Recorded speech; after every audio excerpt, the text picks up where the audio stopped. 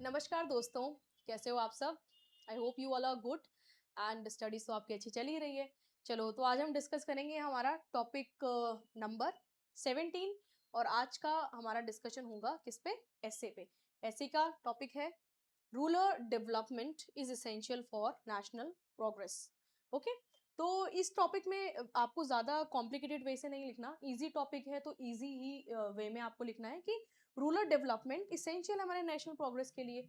Rural में आप देखें, हमारी जो पॉपुलेशन है वो दो में डिवाइडेड होती है, अर्बन एंड रूरल।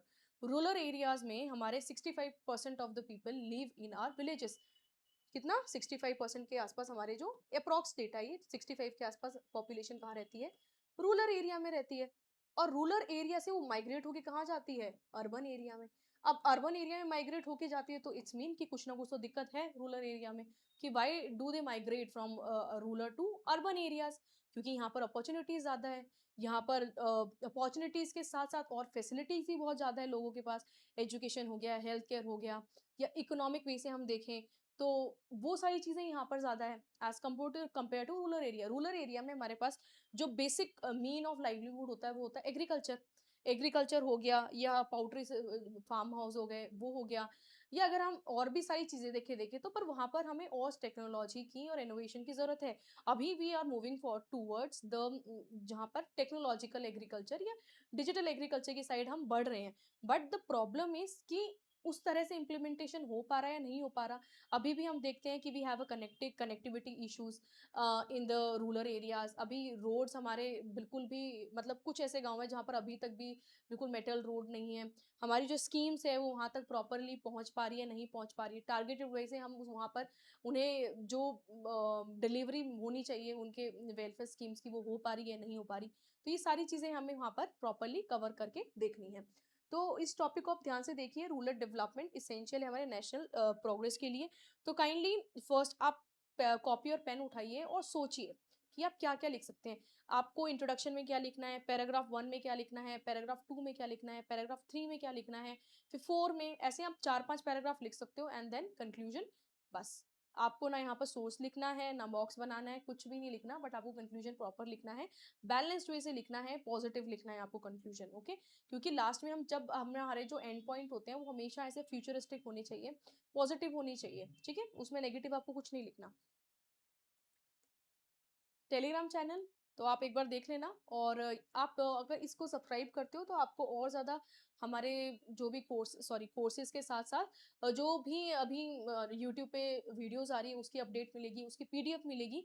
एंड बहुत ही अच्छा सोर्स है ये, जहाँ से आपको सारी इन्फॉर्मेशन मिल सकती है। और अब यहाँ पर कुछ पेपर 1 से रिलेटेड एमसीक्यूज भी डालते हैं डेली, जहाँ भी आप प्रैक्टिस कर सकते हो जाकर। तो आपके लिए विन विन सिचुएशन है। तो आपको, अगर आप सब्सक्राइब करते हो तो आपको बहुत अच्छी वहाँ पर फैसिलिटीज़ मिलेंगी। फैसिलिटीज़ मतलब जो हमारे फ्री इनिशिएटिव्स हैं उनका लिंक। ऑलराइट। CAPF AC2 2027 के लिए है ये फाउंडेशन बैच, जिसमें हमारे जितने भी रिकॉर्डेड लेक्चर्स है, पेपर 1 पेपर 2, जितनी भी बुक्स है हार्ड कॉपीज में आपको मिलेगी। और यहाँ पर आपको एक्सपेक्टेड टॉपिक की लिस्ट भी मिलेगी, आपको करंट अफेयर की बुक्स एंड उसकी वीडियोस भी यहाँ पर अवेलेबल है। So if you are interested you can enrol. बहुत लिमिटेड सीट्स है इसकी, तो आप इनरोल कर सकते हो। हमारे जो ऑफिस वाले नंबर है वहाँ पर जाके आप बात करो अगर आप इंटरेस्टेड हो तो। चलो, ओके। तो हमारा जो माइंड मैप है कुछ इस तरह से होने वाला है कि रूरल डेवलपमेंट क्यों इसेंशियल है नेशनल प्रोग्रेस के लिए। तो यहाँ पर आपको सबसे पहले लिखना है किस बारे में, कि introduction, villages are the foundation of, foundation किसका है? इंडिया का फाउंडेशन है। फिर 65% of the population live in rural areas. फिर सेकंड में आपको लिखना है कि सोशल डेवलपमेंट किस तरह से होता है। अगर हम गांव वाले एरिया की एजुकेशन बढ़ा दें, वहाँ का इम्प्रूव हेल्थ केयर हो, विमेन एम्पावरमेंट हो और सोशल इंक्लूजन हो उस एरिया में, तो हमारी जो ओवरऑल कंडीशन है रूरल एरिया की वो क्या होगी? इम्प्रूव होगी। तो आप ये चीज़ लिख सकते हो। नंबर 2 में आपको लिखना है इंफ्रास्ट्रक्चर, जैसे रोड्स एंड ट्रांसपोर्ट, इलेक्ट्रिसिटी, और इलेक्ट्रिसिटी के साथ internet connectivity, housing and sanitation के बारे में आप लिख सकते हो। फिर गवर्नमेंट इनिशिएटिव में कौन कौन सी स्कीम चली है, प्रधानमंत्री ग्राम सड़क योजना है, फिर मनरेगा है जिसका नाम अभी चेंज कर दिया है। तो आप कमेंट सेक्शन में मुझे बताओ कि मनरेगा का अब चेंज नेम क्या है और क्या क्या फंडामेंटल चेंज आए हैं उस स्कीम में, क्योंकि आपका रिवीजन हो जाएगा ना, पेपर 1 का भी रिवीजन हो जाएगा अगर आप ये कर लोगे तो। काइंडली डू दैट और कमेंट सेक्शन में लिखना जरूर है आपको। फिर पीएम व्यास योजना है, आवास योजना है, डिजिटल इंडिया मिशन है। कब स्टार्ट हुआ था डिजिटल इंडिया मिशन? 2015 में स्टार्ट हुआ था। तो अभी कितने साल हो चुके हैं? 2025 में अगर हम देखें तो 10 साल पूरे हो चुके हैं डिजिटल इंडिया मिशन को। तो काइंडली इसके बारे में भी पढ़ लेना, ये भी बहुत जरूरी है आपके पेपर 1 के लिए। चैलेंजेस में आप देख सकते हो कि अभी भी पॉवर्टी बहुत ज़्यादा है, अनएम्प्लॉयमेंट बहुत ज़्यादा है, माइग्रेशन का इशू है, रूरल पुअर इंफ्रास्ट्रक्चर है, क्लाइमेट वल्नरेबिलिटी, पता ही नहीं होता बारिश कब हो रही है, मानसून का। People are very much dependent on agriculture, तो बहुत सारी चीज़ें उन्हें फेस करनी पड़ती है।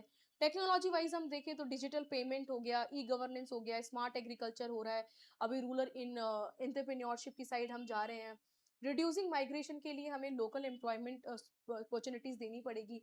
बैलेंस रीजनल डेवलपमेंट होना चाहिए, रिड्यूस करो प्रेशर ऑन सिटीज। तो ये चीज़ है। इकोनॉमिक डेवलपमेंट में आप एग्रीकल्चर प्रोडक्टिविटी, रूरल इंडस्ट्रीज के बारे में देख सकते हो, अनएम्प्लॉयमेंट जनरेशन और हायर रूरल इनकम किस तरह से हम जनरेट कर सकते हो। तो these are the fundamental branches that you need to focus upon. और इसके बेसिस पे आपको क्या करना है, इसके बेसिस पे आपको अपना ऐसे लिखना है। तो आप इसको बहुत ध्यान से देख लो और समझो कि आप क्या क्या लिखोगे इन पॉइंट्स के बेसिस पे। तो एक बार देख लो, फिर हम स्टार्ट करेंगे हमारा मेन ऐसे। देख लिया आपने?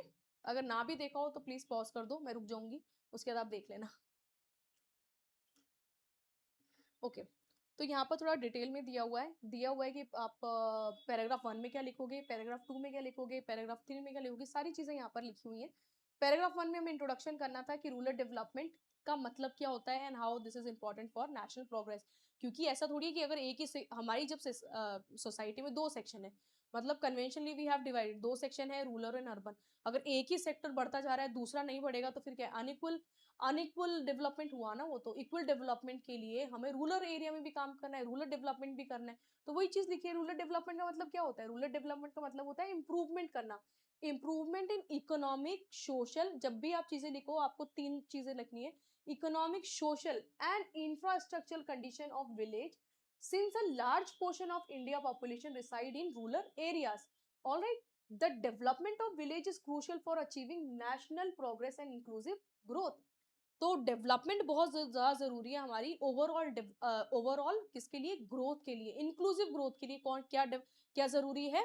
हमारा इंक्लूसिव डेवलपमेंट, जहाँ पर हम सारे सोसाइटी के सेक्शन को एक साथ लेकर उन्हें किस पाथ पे लेके जा रहे हैं? डेवलपमेंट के प्रोग्रेसिव पाथ पे, जहाँ पर प्रॉपर एजुकेशन है, हेल्थ केयर है, सारी फैसिलिटीज है, उस पाथ पे। पैराग्राफ 2 में आपको लिखना है इकोनॉमिक ग्रोथ के बारे में, where you can quote about कि एग्रीकल्चर हमारा remain a backbone of our society और इंडियन इकोनॉमी। हमने पहले भी ये टॉपिक करा है कि एग्रीकल्चर बैकबोन है हमारी इंडियन इकोनॉमी का, क्योंकि 65 population which reside in a rural area, उसमें से 47% of the people are dependent on agriculture directly. और वही 47% contribute 16 to 17% GDP of our country directly. ठीक है, तो आपको ये डेटा याद रखना है कि किस तरह से रूरल एरिया में कितनी पॉपुलेशन है, फिर रूरल एरिया में एग्रीकल्चर क्लास में कितनी है, उसके बाद वो कितना कंट्रीब्यूट कर रहे हैं। तो वो ही हमारा जो मेजर प्राइमरी सेक्टर से मेजरली कौन कंट्रीब्यूट करता है? फार्मर क्लास कंट्रीब्यूट करती है। इसीलिए उनका डेवलपमेंट हमारी देश के लिए बहुत ज़्यादा ज़रूरी है। अगर हम वहाँ की एजुकेशन फैसिलिटी, वहाँ पर कनेक्टिविटी, वहाँ हेल्थ केयर, वहाँ पर प्रॉपर एम्प्लॉयमेंट जनरेट करेंगे, तो why they would move to urban areas? क्यों माइग्रेशन होगा? इंटरस्टेट माइग्रेशन क्यों होगा वहां पर? फिर अगर हम सारी फैसिलिटीज दे देंगे, तो गवर्नमेंट को इस तरह से काम करना चाहिए जहां पर इंक्लूसिव डेवलपमेंट के साथ साथ हम जेंडर जो डेवलपमेंट है उसमें भी ध्यान रखें कि अगर वहाँ के मेल प्रोग्रेसिव है तो फीमेल को ही प्रोग्रेसिव करो। अभी तो बहुत सारे टूल्स आ गए, डिजिटल टूल्स आ गए हैं, ऑनलाइन लर्निंग है, बहुत सारे प्लेटफॉर्म है, वहां पर आप स्किल डेवलपमेंट में काम कर सकते हो। इस तरह की schemes, programme, there are many things जिससे कि रूरल डेवलपमेंट हो सकता है। But this is all on a paper. Implementation बहुत ज़्यादा ज़रूरी है, विल पावर बहुत ज़रूरी है। बिना उसके बस वो साइकिल बन जाती है करप्शन की। उसके बाद जो फंड एलोकेट होना चाहिए वो नहीं होता और बहुत सारी चीज़ें मिसिंग हो जाती है, फिर उसके बाद डेवलपमेंट रह जाता है। इसीलिए अभी हमें कितने आज़ादी के इतने साल हो चुके हैं, still we are suffering in the rural areas. Proper facilities ही नहीं है। रीज़न क्या है? रीज़न यही है ना कि विल पावर नहीं है, एग्जीक्यूशन अच्छे से नहीं हो रहा, इम्प्लीमेंटेशन अच्छे से नहीं हो रहा पॉलिसीज का। तो there are many things which depend. ऐसा नहीं है कि वो होना नहीं चाहते, बट ऐसा भी है कि एक बहुत हैवी पुश चाहिए गवर्नमेंट की साइड से और हमारे जो खुद रूरल एरिया से निकल के आते हैं उनकी साइड से, so that they can work for their own people. Okay, I think ज़्यादा ज्ञान दे दिया मैंने, अब पढ़ते हैं इसे। चलो, agriculture remain backbone of rural economy, improvement in farming technique, improvement in farming technique, अभी हम सीख रहे हैं ना प्रिसीशन फार्मिंग, प्रिसीशन फार्मिंग का बहुत ज्यादा फायदा होने वाला है सेक्टर में। Irrigation facilities, rural facilities, sorry rural industries increase productivity in और income and employment facilities, employment opportunities. Okay, prosperous rural economy contribute करता है directly to the national economy. तो ये हमने सारी चीजें पढ़ ली थी पहले भी, अब ये आप उस वे से लिख सकते हो, जो मैंने आपको इतनी सारी चीजें बताई आप उसके बेसिस पे यहाँ पर ये वाला पैराग्राफ कंप्लीट कर सकते हो।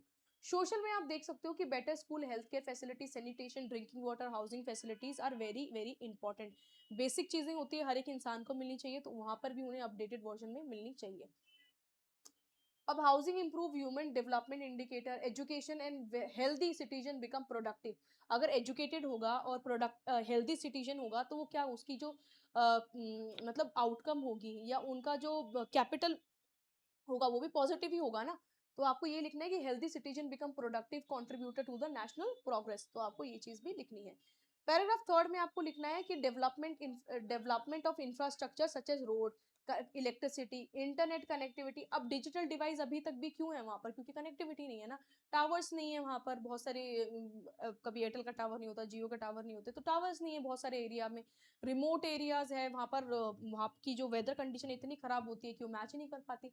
There are many things that you need to write. आप अपनी तरफ से भी सोचो, ऐसा नहीं है कि आपको डिपेंडेंट रहना है कि जो मैं पढ़ा रही हूँ वही लिखना है, आप अपनी तरफ से सोचो कि आप और क्या लिख सकते हो इस टॉपिक में, अगर आपको लिखने के लिए आता है तो एग्जाम्पल डालो वहां पर। आपको कोई ऐसा एरिया का नाम, करंट अफेयर में हम पढ़ते हैं, ऐसी एक विलेज है जहां पर आजादी के बाद अब जाके इलेक्ट्रिसिटी आई है, ऐसा एरिया है जहां पर इतना मतलब पॉजिटिव में भी लिख सकते हो, गवर्नमेंट ने ये प्रोजेक्ट चलाया उसके बाद उनका आउटकम ये रहा, माइग्रेशन कम हो गया, वहाँ की जो लिटरेसी रेट है वो बढ़ी है, वुमेन भी आगे आई हैं पार्टिसिपेशन रेट में, वहाँ का लेबर फोर्स पार्टिसिपेशन बढ़ा है। तो you can write anything what ever you read in the news, and जो आपको याद आ गया लिख दो वहां पर। एग्जाम्पल भी अगर आप लिख रहे हो किसी स्टेट का, किसी पर्टिकुलर सिटी या डिस्ट्रिक्ट का, वो भी आपके लिए सही है। Digital connectivity enable access to banking, education, telemedicine का, कौन एक टेली मेडिसिन है उसका नाम बताना जरा, या प्लेटफॉर्म है उसका नाम आपको बताना है। Government welfare scheme reducing rural urban divide, yes. Rural development में आप लिख सकते हो कि रिड्यूस करने के लिए माइग्रेशन को हमें लोकल एम्प्लॉयमेंट जनरेट करनी पड़ेगी, बैलेंस करना पड़ेगा ताकि रीजनल डेवलपमेंट प्रॉपर हो, और प्रिवेंट करें excessive pressure on the city. अब क्या हो रहा है, रूरल एरिया से अर्बन में जा रहे हैं, अर्बन में जा रहे हैं तो अर्बन का क्या है, वहां वहां पर प्रॉब्लम हो रही है, वहां पर प्रॉब्लम हो रही है, प्रॉब्लम मतलब वहां पर स्ट्रेसिंग कंडीशन है, अर्बनाइजेशन इतना ज्यादा हो रहा है, रिसोर्सेज के लिए फाइट है, कंपटीशन बढ़ गया, और फिर वही है, जहां पर पॉपुलेशन बढ़ेगी वहां पर कियोस्क तो होगा ही। अब यहाँ पर पॉपुलेशन यहाँ से यहाँ जा रही है तो ये खाली होते जा रहे हैं। अभी अब गांव वाले एरिया में जाके देखोगे बहुत कम बच्चे हैं जो गांव में अब रह रहे हैं, बस जो जो पुरानी क्लास है, ये जो पुरानी जनरेशन है वही अभी रह रही है, वही एग्रीकल्चर्स में पार्टिसिपेट कर रही है। Why the young generation not participating, क्योंकि उन्हें यहाँ पर कुछ ऐसा लगता नहीं है कि ये फ्रूटफुल सेक्शन है। तो गवर्नमेंट को काम करना पड़ेगा, ये थिंकिंग चेंज करनी पड़ेगी कि ये सेक्शन भी फ्रूटफुल उन्हें लगे, कि अगर हम एग्रीकल्चर करेंगे, प्रोसीशन फार्मिंग करेंगे, या हम वहां पर मॉडर्नाइज करेंगे एग्रीकल्चर को, तो यहाँ पर भी स्कोप है इनकम जनरेशन का। तो आपको ये चीजें याद रखनी है। जैसे हमारे पास स्कीम ऑलरेडी मनरेगा है, मैंने आपसे पूछा है कि आपको नया नाम बताना है इसका। फिर सड़क योजना है, डिजिटल इंडिया प्रोग्राम है जो कि स्ट्रेंथन कर सकते हैं हमारे रूरल इंडिया को इन अ प्रोग्रेसिव वे। तो ये सारी जितनी भी अभी तक इम्प्लीमेंटेशन हुई है पुरानी स्कीम्स की, उनको और अच्छे से इम्प्लीमेंट करना चाहिए गवर्नमेंट को। कंक्लूजन में आप लिख सकते हो कि रूरल डेवलपमेंट एक मेयरली वेलफेयर ऑब्जेक्टिव नहीं है, but it is a national necessity, कि हमें करना ही पड़ेगा, नेशनल नेसेसिटी है।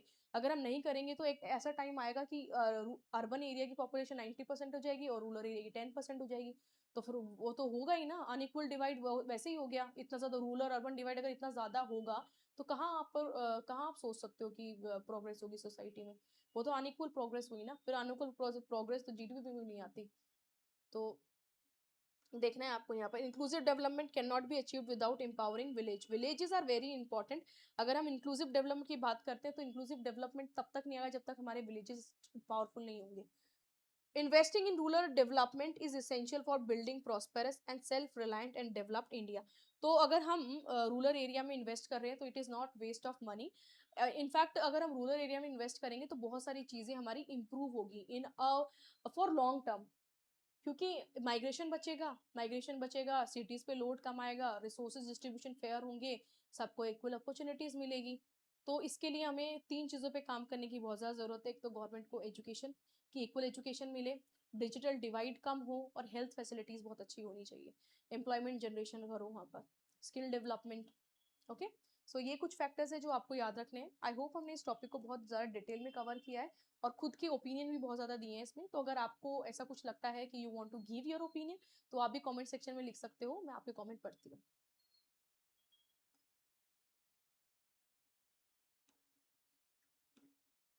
So okay, thank you so much and keep writing.